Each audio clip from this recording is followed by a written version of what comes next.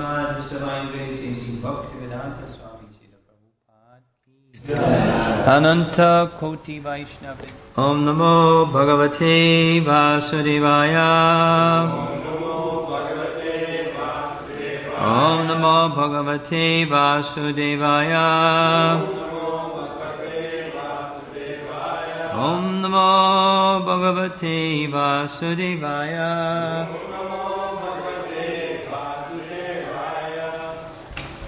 Tasyogradanda samvignaha. Yasyogradanda samvignaha. Sarva-loka sapalaka. Sarva-loka sapalaka. Anyantra labdhas sharana. Anyatra labdhas sharana. Sharanam yajur achyutam. Sharanam yajur achyutam. Tasyogya. Thank you, there's the book. Tasyogradanda samvigna. Tasyogradanda samvigna. Sarva-loka sapalaka. Sarva-loka sapalaka. Ayantra labdha sharana. Anyatra labdha sharana. Sharanam yajur achyutam. Sharanam yajur achyutam. Tasya. Of him. Hiranyakasipu. Ugradanda. By the very fearful chastisement. Samvignaha. Disturbed. Sarve. All. Lokaha. The planets. Sapalakaha. With their principal rulers. Anyatra. Anywhere else. Alabdha. Not obtaining. Sharana. Shelter. Sharanam. For shelter. Yayuhu. Approached. Achyutam. The Supreme Personality of Godhead. Translation: everyone, including the rulers of various planets, was extremely distressed. Everyone was extremely distressed because of the severe punishment inflicted upon them by Hiranyakasipu.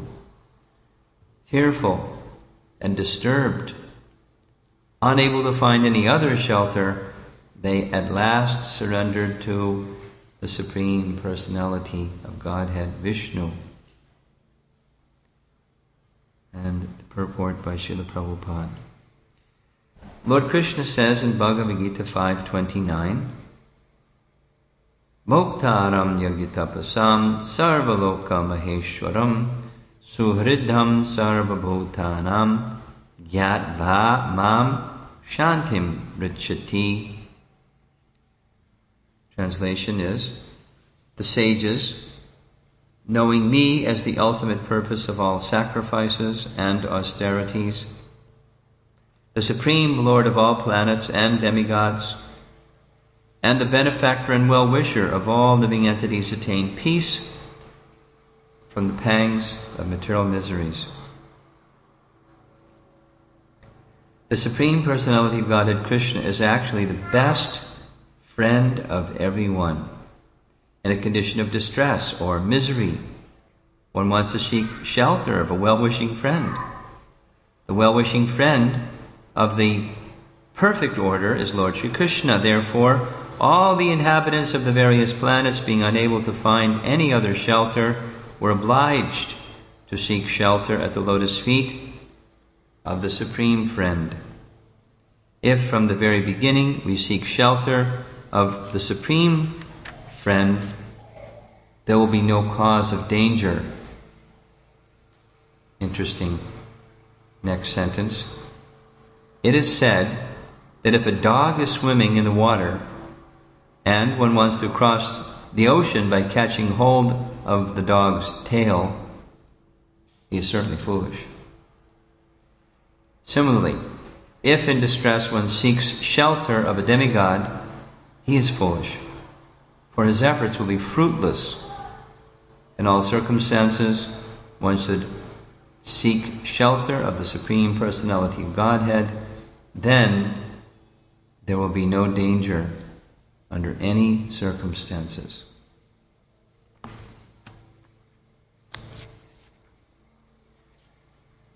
Tasyogradhanda samvignaha sarva-loka-mahesvaram anyatra labdha sharanam yayur achyutam.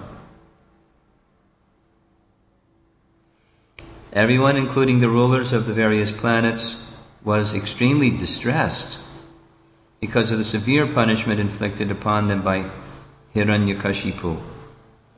Fearful and disturbed, unable to find any other shelter, they at last surrendered to the Supreme Personality of Godhead, Vishnu.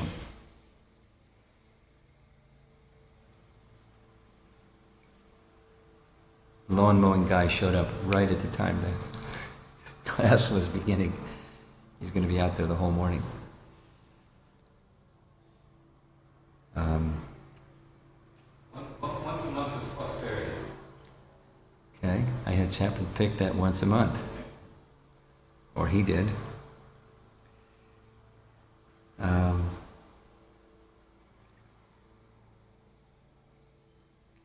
So the title of the chapter is Hiranyakasipu terrorizes the universe, and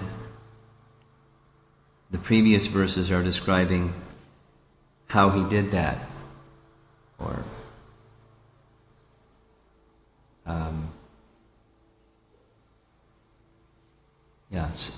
so powerful. We hear this again and again about terrible kings who were terribly demoniac.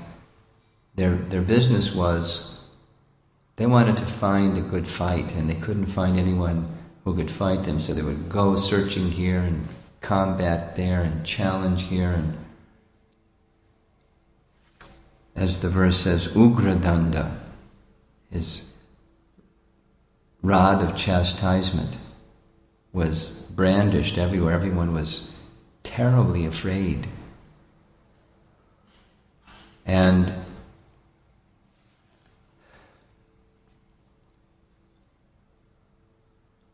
being driven by that fear, they surrendered to the personality of Godhead.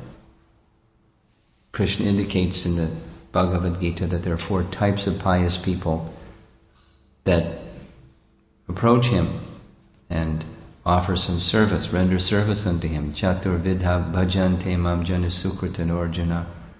And this is one of them. Pious people that have a problem.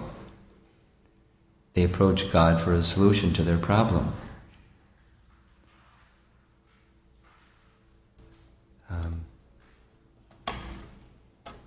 So it makes it look like, spend a little bit of time with this idea, makes it look like God is partial. There's the good guys and the bad guys, and God's always on the side of the good guys, which means he doesn't like the bad guys. So he's not impartial.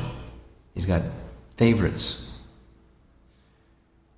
And we know otherwise. Samoham sarva-bhuteshu name dvesho stina priya. He doesn't have favorites. Name dvesho stina priya. There's not those that I dislike and those that I like. He's neutral.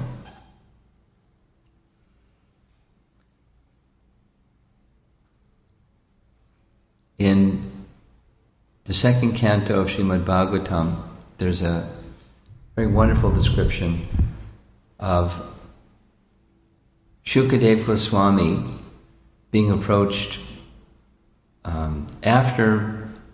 We'll go back. Maharaj Parikshit asked Shukadeva Swami at the end of the 1st canto, what is the duty of people in general, and especially someone who's about to die like me? And second question he asked was, what is that subject matter that they should hear, chant, and always remember? Very relevant question. What is it that we're supposed to do? Here we are in this human form of life. We just parachuted in, and here we are. Now, what's our assignment? What's our job? What's our duty?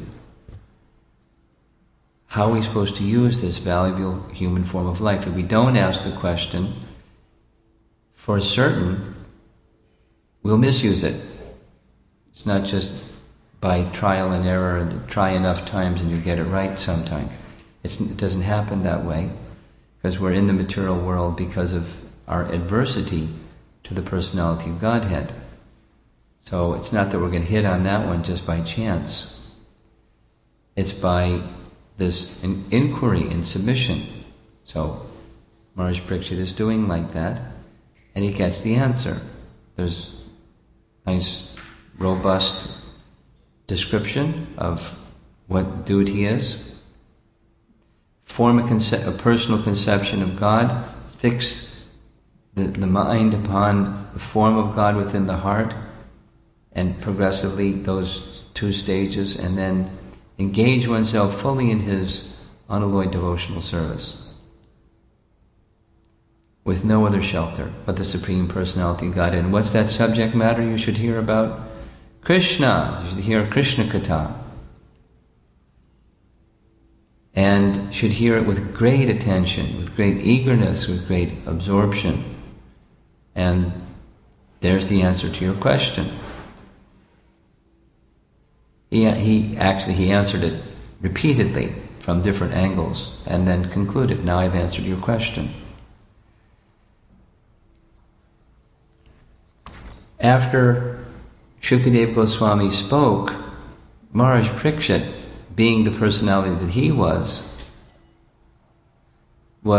really excited to hear more. Then if the subject matter is Krishna, then please deliver Krishna Katha, because Shukadeva Goswami, you can do it.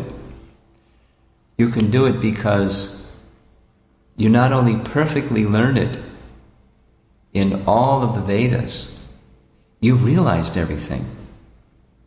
And not only you've realized everything, you're living accordingly. You're a perfect devotee. And because you're a perfect devotee, the personality of Godhead treats you like his equal. You're as good as the personality of Godhead, because the personality of Godhead empowers you in that way. Go, Shukadev, go. More nectar about the topics of the personality of Godhead. So then, after hearing from Maharaj Parikshit, Shukadeva Goswami, it's perfectly relevant to this morning's verse. Shukadeva Goswami doesn't right away begin speaking. Rather, he fixes his mind with absolute concentration upon the personality of Godhead in a mood that says to the Lord, please enable me to be your instrument. Please give me the strength and the capacity and the purity to do what I'm being asked to do. And that's his qualification as a devotee. He doesn't act in a mood of independence. He acts only in this absolute mood of dependence. Absolutely dependent. And that's his nature, that's his qualification. That's his nature of pure devotion.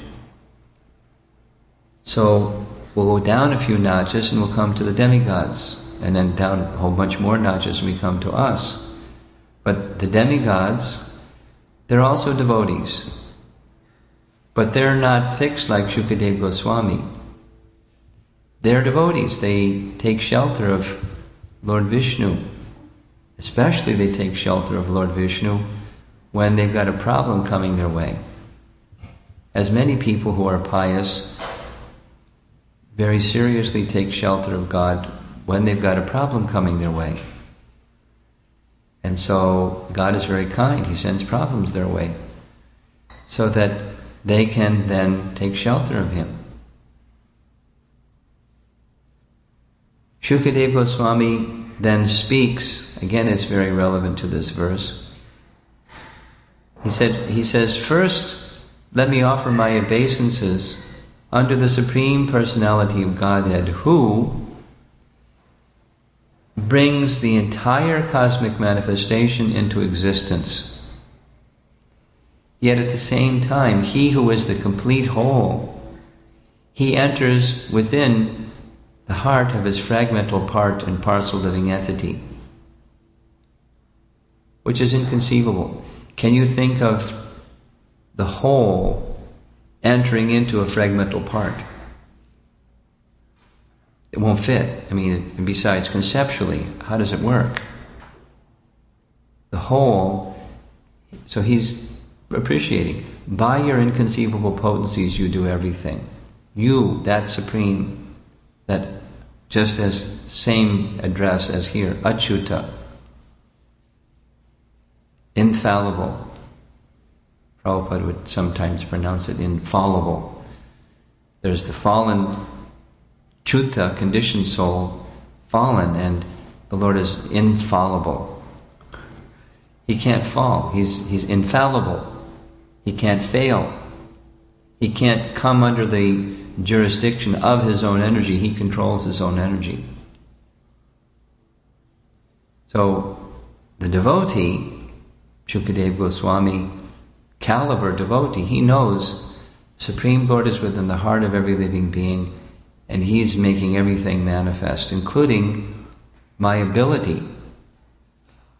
Now Shukadeva Goswami already had like a super skill set. He knew how to do lots of things, like we may also know how to do a lot of things.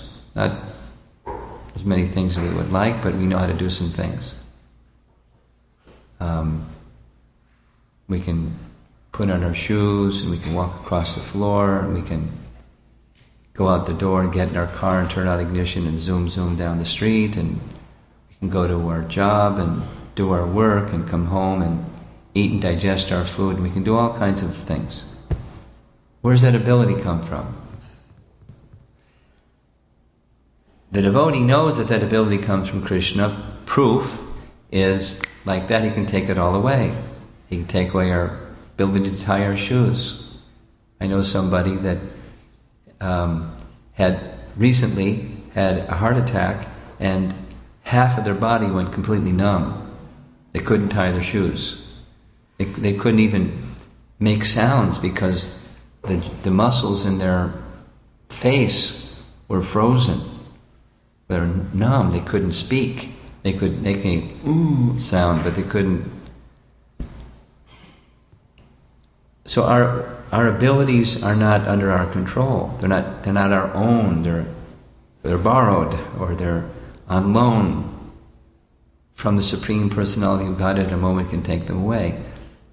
So Shukadeva Goswami, caliber personalities understand that, and they never think themselves independent of that same Supreme Personality of Godhead.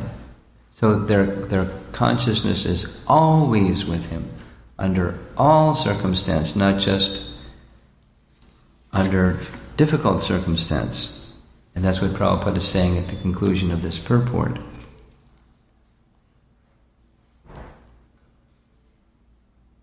In all circumstances, one should seek shelter of the Supreme Personality of Godhead. Then there will be no danger under any circumstances. So there are those that are circumstantial devotees. Circumstance comes, they become devoted. Share a little New York City, New York Tattva topic. After 9/11, so how many years ago it was, 2001, but that year, people in New York got really religious. Maybe you read some reports about it, but they cordoned off the city. No one, unless you lived below Houston Street, Canal Street, could enter into the southern tip of Manhattan, and everything above that was on every corner where there's, to cross the street, cross the sidewalk, on the sidewalk to cross to the next sidewalk, cross the street. There was a little shrine set up, every corner. Something, of all different religions. Some crosses and some Buddhist things and some Islamic things and all kinds of things. And kind of like the central repository was in Union Square Park, for whatever the reason it was, 14th Street and 5th Avenue. And the whole place was a place of prayer. So people got really religious. We understood the mood. People were shocked. Their bubble of safety burst. It's no longer you live in New York and you're okay because terrorism is over there and we're in New York City. They realized it could happen at any moment. So what we did was we had one devotee. We considered the strategy for 2.5 weeks. One devotee sat with harmonium, no other persons, no other instruments, and just very softly sang Hare Krishna. And people would sit around and listen and chant. There's a sign that said something very milquetoast, very, very, non-preachy.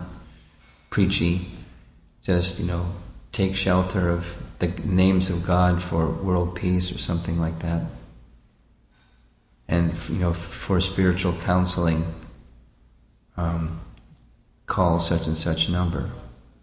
Just, people were stressed out. Just so as to be part of the scene, but not to confront anybody's really highly sensitized sensibilities. And then we went deliberately after a certain period of time and went with about a dozen devotees and sat down. There was one kartal, one mridanga, one harmonium, and just clapping hands, chanting. And as soon as we sat down, there were about 100 people that sat down with us.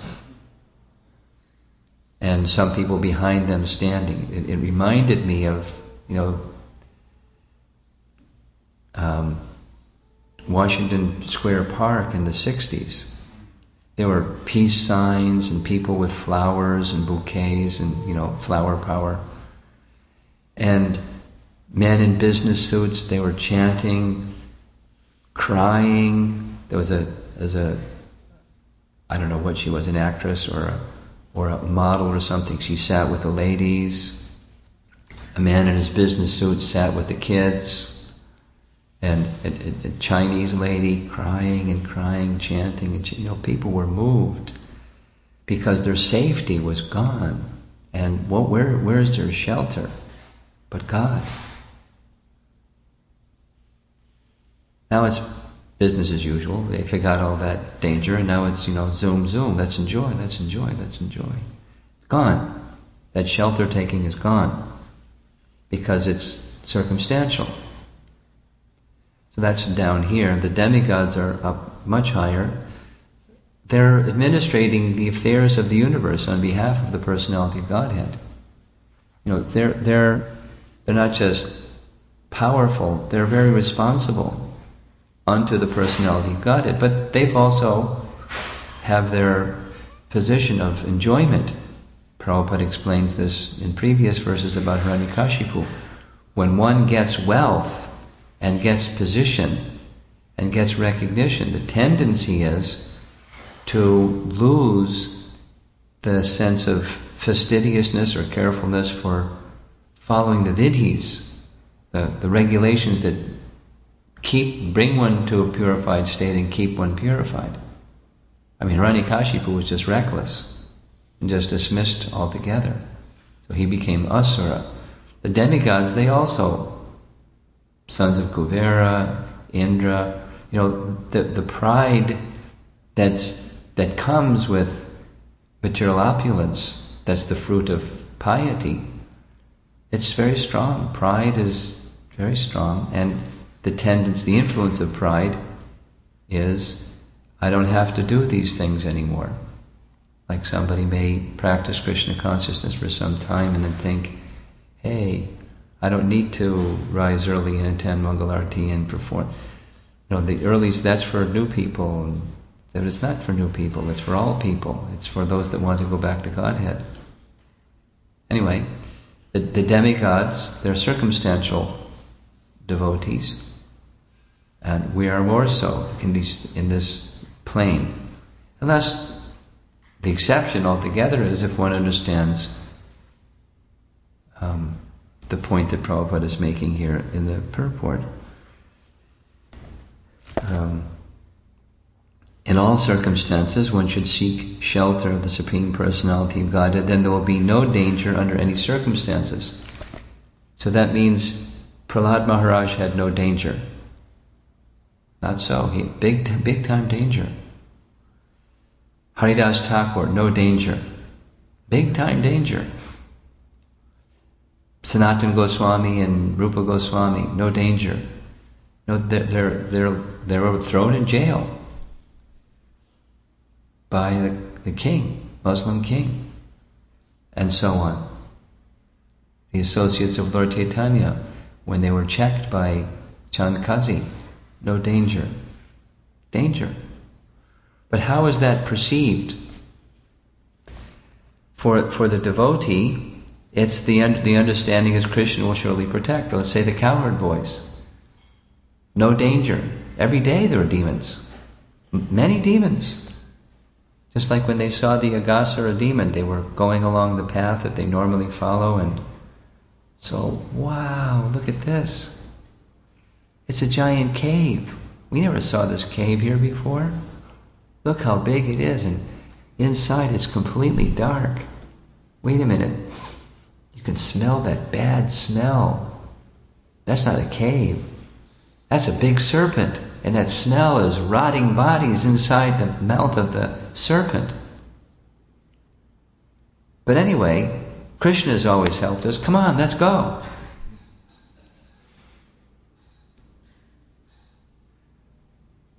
And they went inside the mouth of the serpent, which is just what the serpent wanted. But the serpent wanted something more. He wanted not just to kill the cowherd boys, he wanted to kill Krishna.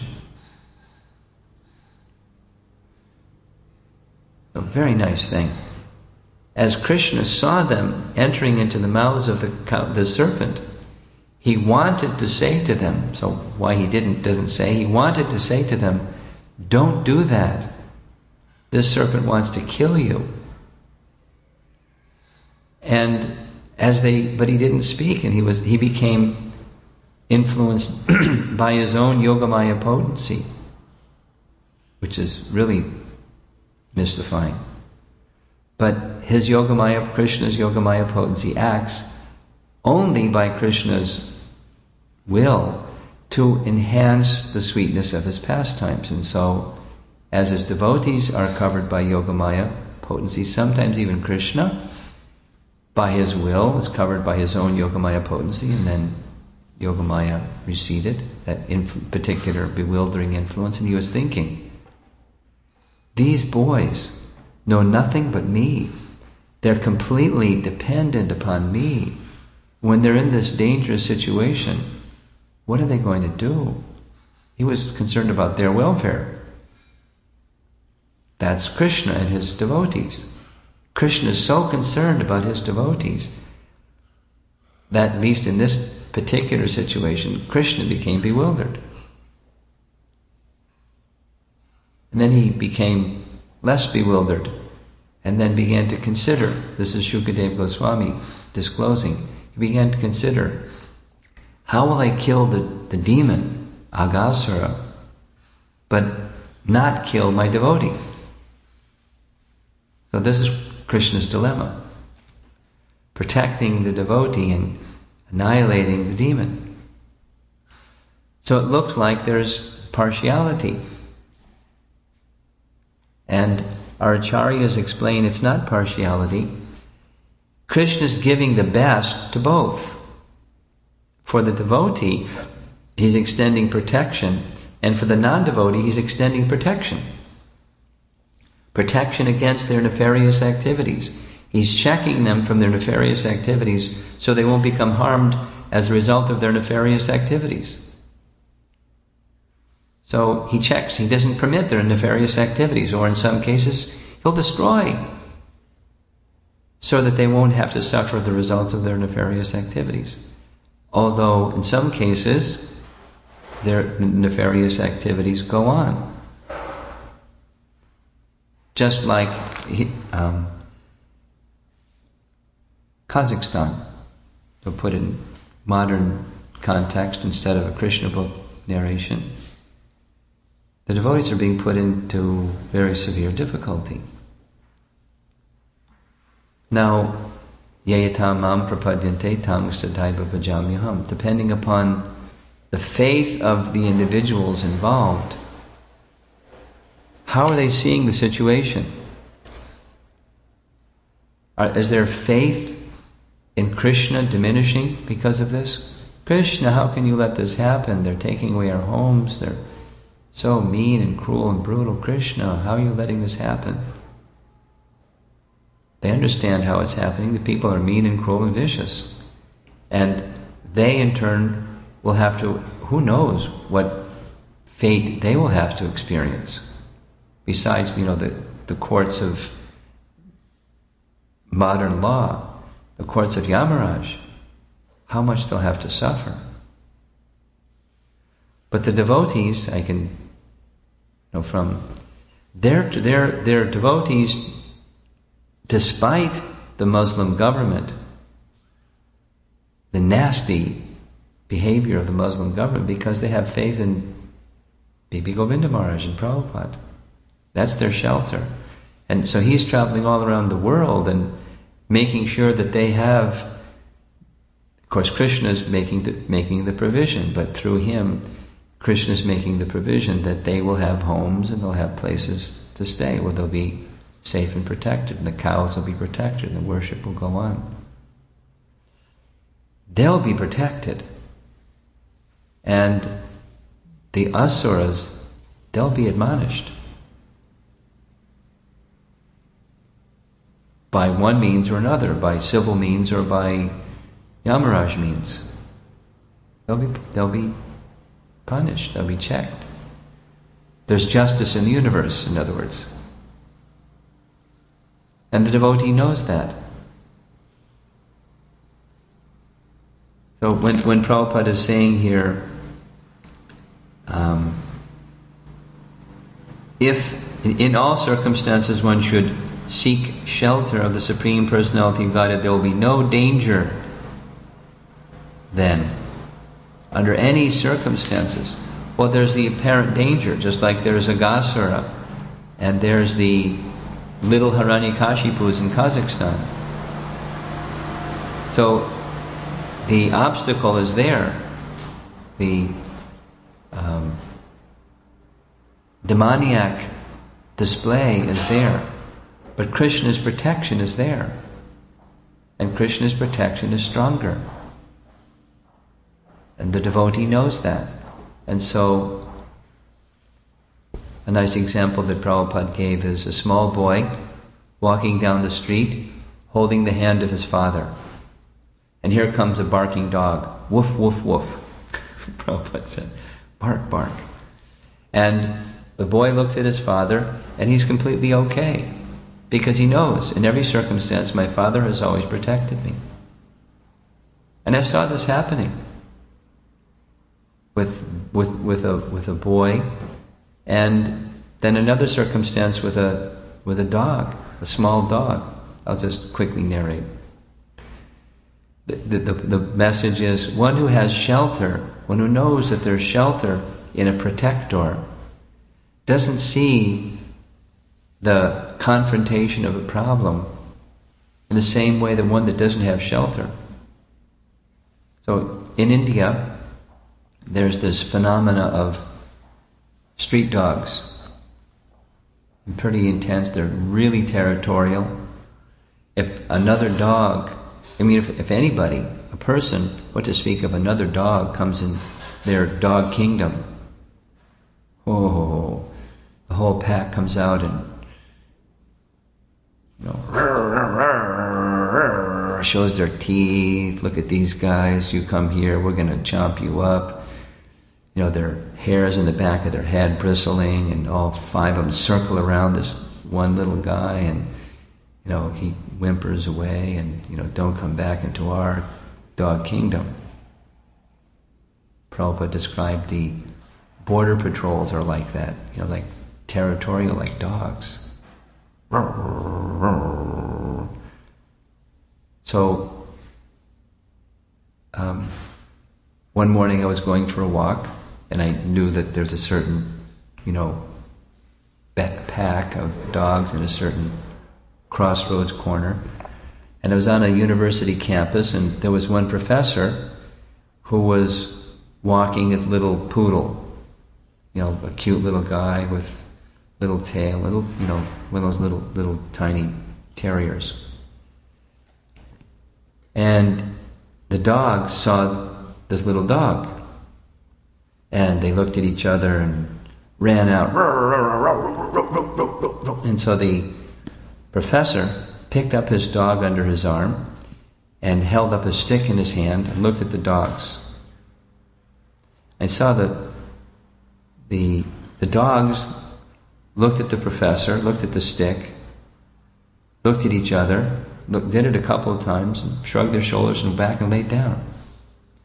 The little terrier was his tail wagging, licking the professor's face, just happy as a lark, because he's protected. But that little terrier, had he not had the master, he would have been, piece of fur floating around, torn to pieces. So, sanata and anatta. The devotee understands that we have a master. And master means we serve him. But master also means protection. And so, in the face of, the demons have a function. They help those that are conditional persons take shelter of the Supreme Lord. And then they're protected, and then the demon is admonished. So they get protected from their nefarious activities, the devotees get protected because the conditions are such. So, much better to be like Shukadeva Goswami. Maybe not thinking ourselves to be capable of on that platform, but unconditionally taking shelter of the Personality of Godhead. Taking stock of each of the things that we do, and before we do, fix our mind upon Him, and in the mood, in prayer, calling upon the Lord to please help us not ever become independent of Him. One last Prabhupada story. In New York,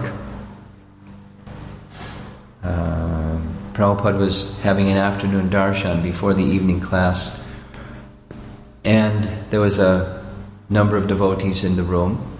I wasn't there, but I was told about this afterwards. And Prabhupada was having one of those jolly times where he was asking the devotees questions and seeing if they could answer the questions. So one of the questions he asked was, "What's the difference between you and me?" And they were glorifying Prabhupada very happily, and Prabhupada was dismissing. He had a particular point in mind. And just before it was time to go take darshan of the deities and give class, Prabhupada said, "The difference between you and me is you can fall down and I cannot." And it was a big Haribol, Jai Prabhupada. And then they went to the class. So before the class, Prabhupada came into the temple room, took darshan of the paid obeisances, took darshan of the deities, and was saying some prayers softly. Then again paid obeisances, went to the Vyasa-san and gave Jai Radha Madhava and gave class and left the temple room and back into his room. So the person who was standing by his side, his personal servant, asked Prabhupada, what were those prayers that you were reciting when you were standing before the deities? And Prabhupada's reply was, I was reciting prayers to Krishna, asking that he please never let me fall prey to his illusory energy, Maya. And the devotee said to Prabhupada, but Prabhupada, I thought you said that you could never fall prey to Maya, and that was the difference between us and you. And then Prabhupada said, now you know why. I am always praying to Krishna. Please protect me. Please engage me in your service and protect me from your illusory energy. I am always praying like that. Therefore, I will never fall down. Nice story. So don't wait for the circumstance to be very challenging and fearful and threatening, and then you take shelter. Of that same spirit, whenever it is that you undertake some service, and we're always serving, so in all circumstances of life, take shelter of the personality of Godhead and be wary of the illusory energy, because Maya is very strong. I'm sure you've noticed, there's a lot of people that are in Maya, completely captivated by illusion. And then there's some of us that are trying to get out of the grips of Maya, and it's not so easy. Maya is very strong, because she's getting her strength from Krishna. And she has a big task, keeping all conditioned souls away from Krishna. She's very good at it. We should be very careful, very, very careful. Take shelter always of Krishna, feel his protection, and in that circumstance, whatever it is that may come, danger may present itself, but Krishna's protection will always be there. That's the confidence that a devotee has. The devotee doesn't take unnecessary risks and do foolish things, drive at breakneck speeds because I'm a devotee and I'm serving Krishna, so Krishna will protect me, or go out on the limb somewhere of risk-taking. We don't do that because we don't want to exercise Krishna's protection unnecessarily. But Krishna will protect us if some circumstance arises. We have that confidence.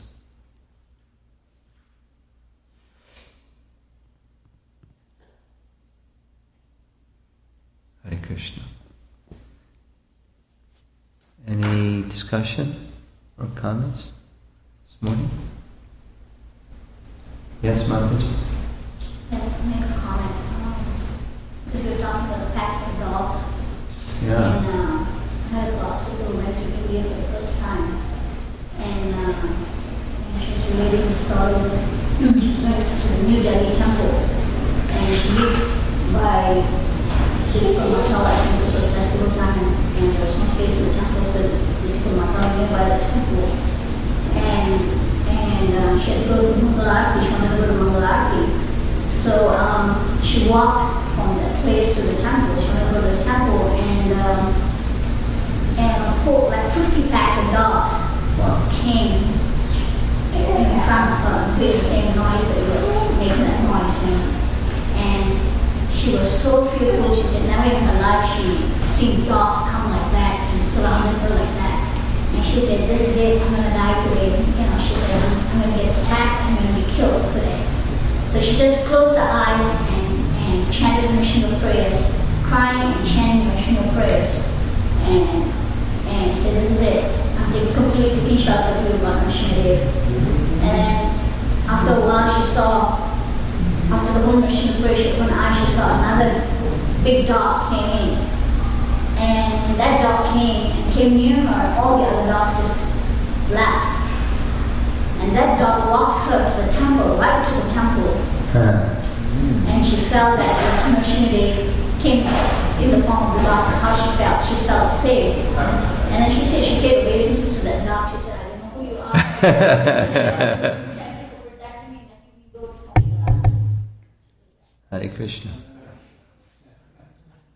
I've got another dog story like that one. I used to teach in Vrindavan for the month of Kartik. The VIHE was held around the Kartik month. And what the devotees would do every Ekadasi was take the Vrindavan Prikrama path after Mangalarti, right after Mangalarti, and go completely around the Prikrama path and come back just in time for greeting the deities. It was like a ritual for many devotees.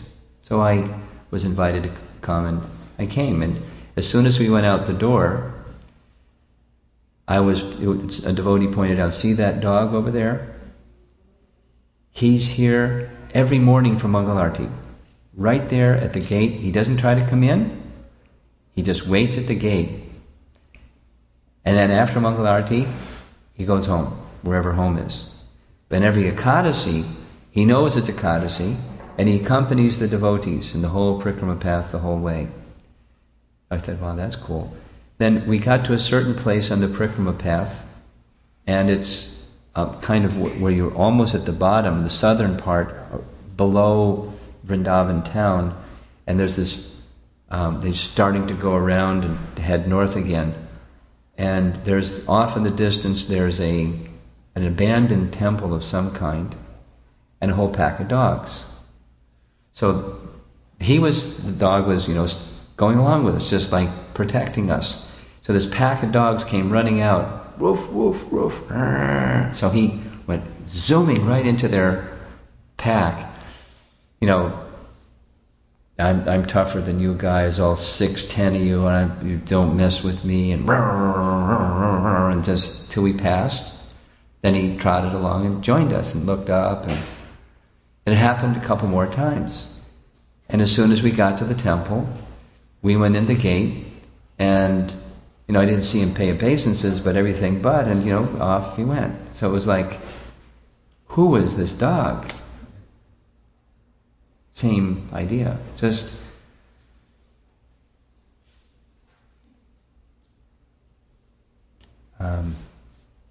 in the service of the devotees.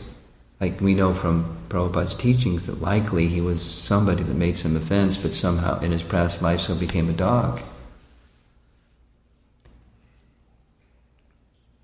But very regulated in his devotional practices. We should be so regulated in our devotional practices. Any other? Yes? As you were describing the Aghasura and the coward boys, they thought, well, this is dangerous, but still we'll go in and Krishna will protect us. Yeah. It seems that could also be a little bit of a dangerous... we shouldn't imitate the coward boys. Right. Here's a dangerous situation, let's go. But they were... In their case, he would protect them. Yeah, and not only that, it's the Lord's Leela, and they're on a platform where they're spontaneously moving by the internal potency, and we're not. We should see. Here is a situation. I mentioned here's a situation where this is too risky. I don't want to exercise Krishna's protection power and just do something so risky. We take risks, but not unreasonable ones. We take risks for spreading Krishna consciousness, but we don't take unreasonable risks for spreading Krishna consciousness.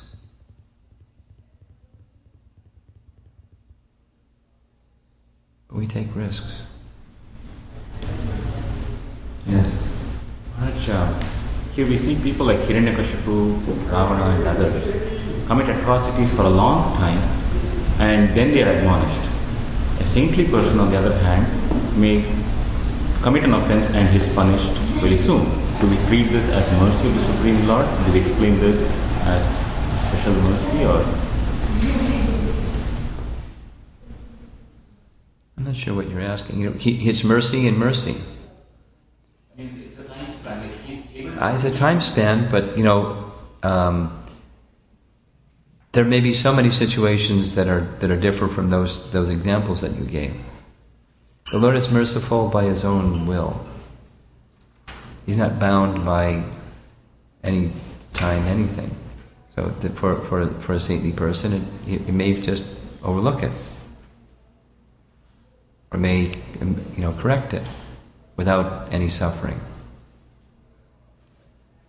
His protection is there for sure, without any set routine of how.